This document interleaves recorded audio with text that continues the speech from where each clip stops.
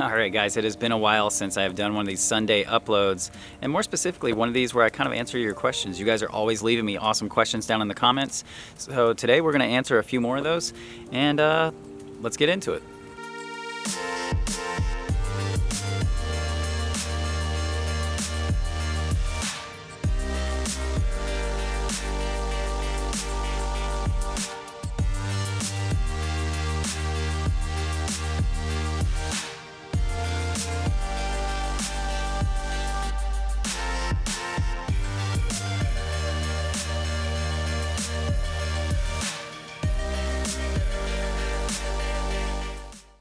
Alright, so like I said, you guys are always asking awesome questions, and I do my best to answer them as much as I can.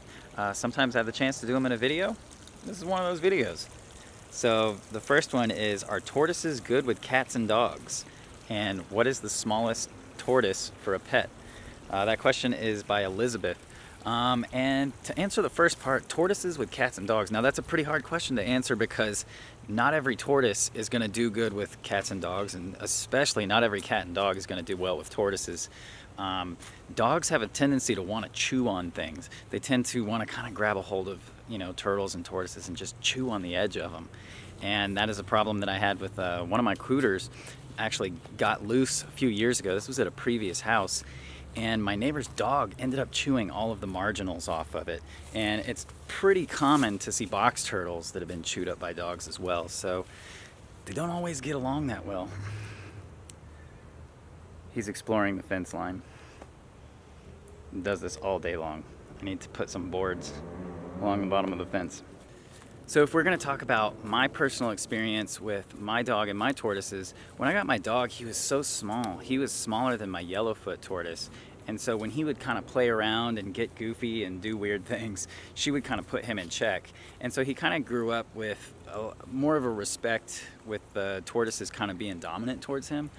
And now as an adult dog, he's running around here somewhere. He pays them no attention at all.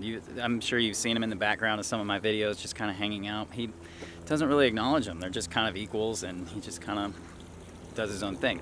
Cats, there are a couple cats that come through my yard.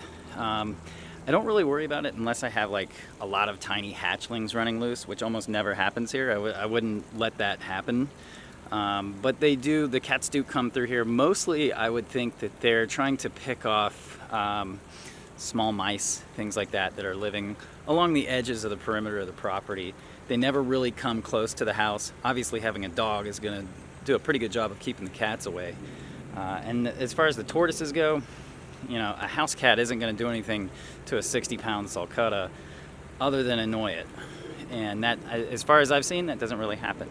Now, if you have a tortoise, like a baby tortoise in your home, and you have an indoor house cat, I would definitely recommend putting a cover over your tortoise enclosure just in case the house cat does what cats do and it gets curious. Curious cats will get into anything and they'll tear stuff up. Likewise, a puppy would do the same thing. So I try to do my best to keep things separate. My dog is much older now and not really interested in messing with the tortoises, so I've got over 10 years experience with them, so I know that it's going to be a safe situation. To answer the second part of your question, small tortoises that are the best pet. Well, just because it's a small tortoise doesn't necessarily mean it's a small responsibility. Turtles and tortoises of all sizes, all genders, all sexes, all all species, all turtles and tortoises are a large responsibility. So size matters, but really it doesn't change the job that you're going to have to do. That said, I do recommend for commonly available smaller tortoises, probably the Herman's tortoise is probably, I would say, probably the best overall. I also like the Russians, but I know that Russians are imported a lot, and there's a lot of risk of parasites with Russian tortoises, so I would recommend, if you can, go for the Herman's tortoise. They're a little bit more commonly captive bred. They're attractively marked. They stay, pretty small. There are smaller tortoise species out there. They're extremely rare. Sorry. I heard somebody having some intense conversation like 2 houses down. Oh man, I need like a bigger fence or something. Anyway, so yeah, the Herman's tortoise is probably, they're like shouting over there. the Herman's tortoise is going to be the best overall tortoise. So hope that helps.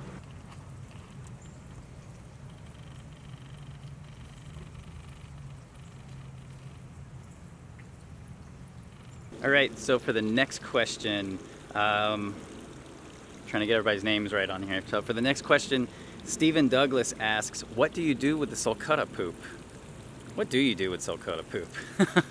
There's so much of it in my yard. These guys are eating all day long, just grazing. So like cattle, they're constantly putting poop across my entire yard. My yard of poop. So what I do is I get my shovel and a bucket, and periodically I go around, and there's one right there. He's eating next to where I'm working. And what I do is I just kind of go around and I collect up this poop. It's really good to use for things like my garden. I started a garden this year. So I just round up, here's one here, just round up that poop. Oh gosh, look at that. That's a good piece of poop right there. Oh, I dropped it. So I just round up each piece of poop and keep walking. There's gonna be plenty, there's gonna be a lot I don't get. That's fine with me. The amount that I do get is gonna just be so great for growing things. I mean, I would say most of my plants that I've planted, I've used the sulcata poop for. You can see there's like places like this little rose bush where he likes to hide and spend the night. A lot of poop in there. I'm not getting into that rose bush because getting into that thing sucks. And I'll check back here. Nope, not that much back here this time. So we'll go across the yard. I did see a big one earlier today. So yeah, if you have tortoises, use that poop, man. There's a lot of nitrates and nutrients and everything else in there. They're just gonna grow a lot of plants. Here we go, right here. Oh, there's a big piece right here. Look at that. In the bucket. Oh man, that was a big one. Oh, here's another one over here. And you know, I have not just the sulcatas. I have the Asian tortoises. I have the yellowfoot tortoise and the two sulcatas and the the Russians and the Hermans. And they all put out, you know, really good nutrient-rich poop. It's awesome. Anything that's an herbivore, the waste from it is going to be great for growing things. There we go. Put it in the old poop, in the poop bucket. Carry that poop bucket, boy. That's what I'm doing. So yeah, I like to recycle this stuff. It's really good to use. It's really gonna be just something that's very helpful down the road. Dude, these ones from the sulcata are huge too. You hear that sound? Oh, here we go. Here's another one. There it goes. So yeah, that answers your question. That's what I do with sulcata poop, is I save it and I use it for plants. So lately we've had a lot of blueberries on the blueberry bush, and so the sulcatas have been feeding in the mornings on the blueberries, and that seems to have really helped them kind of move things along when they're digesting stuff. So pretty cool.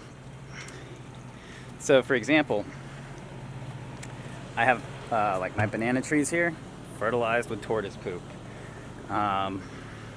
These plants over here by the alligator snapping turtle pond, fertilized with tortoise poop. So I'm actually going to take these, and I have some edible plants that we use for cooking, and I'm just going to put some of this stuff in with them. So a little bit here, a little here, there we go, and then this guy gets some. There we go. And thus the circle of life. So hopefully all this stuff makes sense. Wanted to make you guys a short video. We will be back to doing normal videos, so expect another one on Tuesday. So thank you all for watching this video. Like, comment, subscribe, tell a friend, share a video, do all that stuff. And I'll see you guys on the next one.